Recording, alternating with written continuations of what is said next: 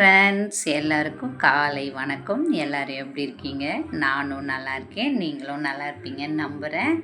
இன்றைக்கி நான் பார்த்திங்கன்னா நைட்டு நான் மழை வந்ததுனால கோலம் போடலை வாசலில்.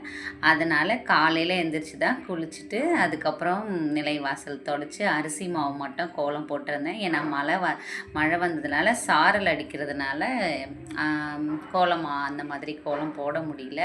அப்படி போட்டு விட்டாலுமே சாரல் அடித்து நனைஞ்சிடுது. அதனால் நிலை வாசல் கிட்ட மட்டும் அரிசி மாவு கோலம் போட்டுட்டு அதுக்கப்புறம் தான் முருகருக்கு அபிஷேகம் பண்ண ஆரம்பித்தேன். பால் அபிஷேகம், தேன் அபிஷேகம், அதுக்கு அடுத்து பன்னீர் அபிஷேகம், சந்தனமும் பன்னீரும் கலந்து அபிஷேகம் பண்ணியிருந்தேன்.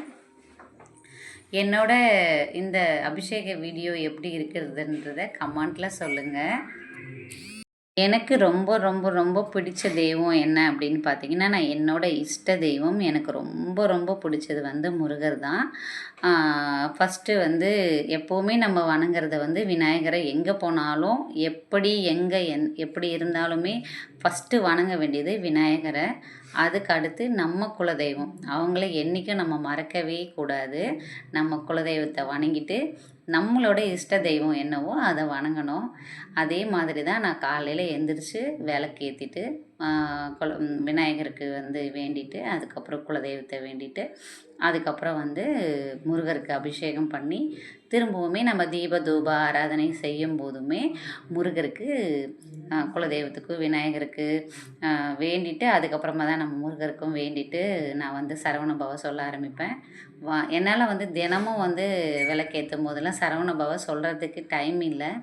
அதனால் காலையிலையோ இல்லை மாலையிலையோ செவ்வாய்க்கிழமை நான் அபிஷேகம் செய்யும்போது செஞ்சு முடிச்சுட்டு தீபதூப ஆராதனை போகிறதுக்கு முன்னாடி 108 சரவண பவ சொல்லிவிட்டு அதுக்கப்புறமா தான் நான் தீபதூபமெல்லாம் போடுவேன்.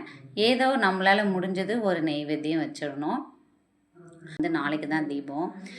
இந்த தீபம் எப்படி நம்ம போடணும், என்ன பண்ணணும் அப்படின்றது எனக்கு தெரிஞ்ச வரைக்கும் நான் இந்த வீடியோவில் சொல்கிறேன்.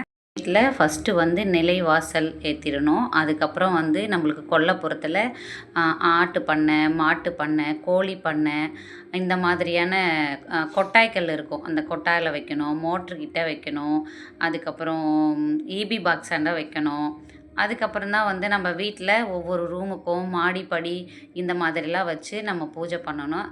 சின்ன வயசில் நிறைய நாங்கள் ஒரு குப்பை கொட்டுவோம், மாட்டோட சாணம் அங்கே வைப்போம். அப்புறம் மோட்டார்கிட்ட வைப்போம். கழனிக்கு போயிட்டு கிணத்துக்கிட்ட வைக்கணும். கழனிக்கு போயிட்டு ஃபஸ்ட்டு கிணத்துக்கிட்ட, அதுக்கப்புறம் மாட்டு சாணம்லாம் கொட்டி விடுவோம். அது நாங்கள் குப்பைன்னு சொல்லுவோம். அங்கே வைப்போம்.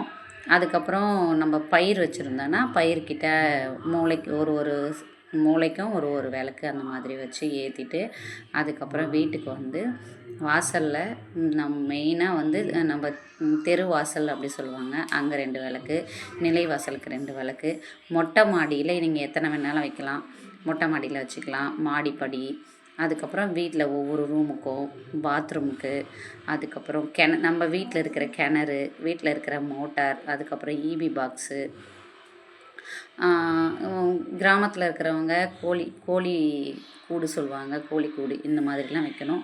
ஓகே ஃப்ரெண்ட்ஸ், இன்னொரு வீடியோவில் பார்க்கலாம். டட்டா.